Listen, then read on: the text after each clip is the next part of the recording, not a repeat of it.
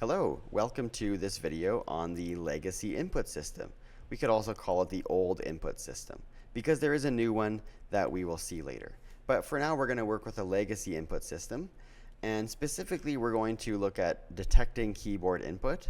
We're going to do that in update, and we'll use debug.log to notice our input. And then we're going to talk about the Boolean data type, the bool, which can be true or false. So let's jump into this tutorial by, let's take away debug.log for time.delta time. And instead I'm going to write capital I input dot get key. And if you open the parenthesis, right, this is a method, get key is a method. We need to put some information inside. I'm going to put key code dot, and we can put any key we want. Let's put space, for example. So input.getKey, key code space. If I hover over get key, notice on the left-hand side it says bool. That means that this method returns some information. It sends back a bool, and a bool can be true or false. And so this method is going to basically print true as long as we are holding down space, and it's going to print false as soon as we let go of the space bar. So I can see that in action if I put debug.log around this, this call to this method. So let me wrap that in these two brackets, these two parentheses right there and there, and put input.getKey inside of debug.log. Okay, let's save that and go back to Unity and watch it run.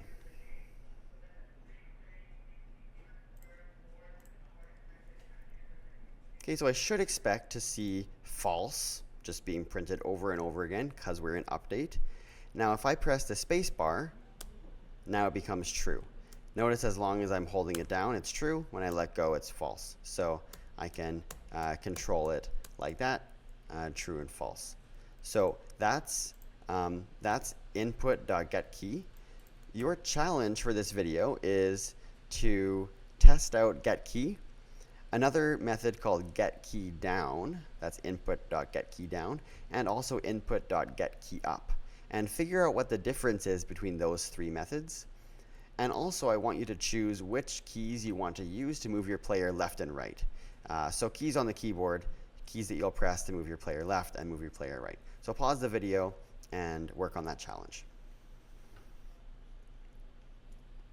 All right, good job working on the challenge. So I'm going to copy this line for get key, and I'm going to copy it a few times. I'm going to go get key down and get key up, and let's just see what these do. So I think we already know that get key is going to return true as long as this key is being held down.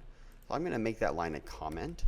Let's just leave get key down and get key up, and I'm going to come back and press play.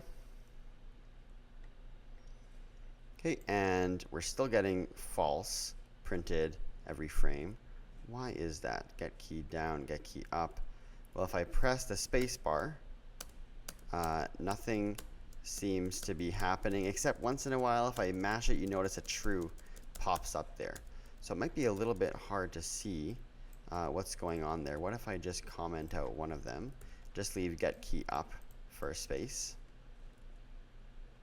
and I'll let that reload and try it again. Okay, so it's false all the time. So what this is saying is, it's saying, was the key just released? So get key up returns true when the space bar is released. So here I'll say returns true when space is released. Now it wasn't just released. If I hold it down, it's still not going to print. The moment I let it go, you'll see a true appear. So try that. Hold it down. It's still false. Now let it go, and a true kind of flashes across the screen. And you can do the same thing here for get key down. This is going to return true when space is first pressed only. And the top one, return true as long as space is held. So that's just a bit of trivia for you almost. These aren't ones that we're going to use right now. We may use them later, But for now, we're going to focus on get key. So we can just test get key down just to see what that does. Probably it should be false until I actually press the spacebar. And then you should see once in a while a true will flash across the screen right when you press it down. But it's a bit hard to see an update. But we're going to get rid of these two for now. We're going to focus on using input.getKey. And this is the one we're going to keep using in the future. Now what I would probably recommend, or what I'm going to choose for myself, is I'm going to use the A key to move the player left, and I'm going to use the D key to move the player right. You may also, I'll get rid of these comments.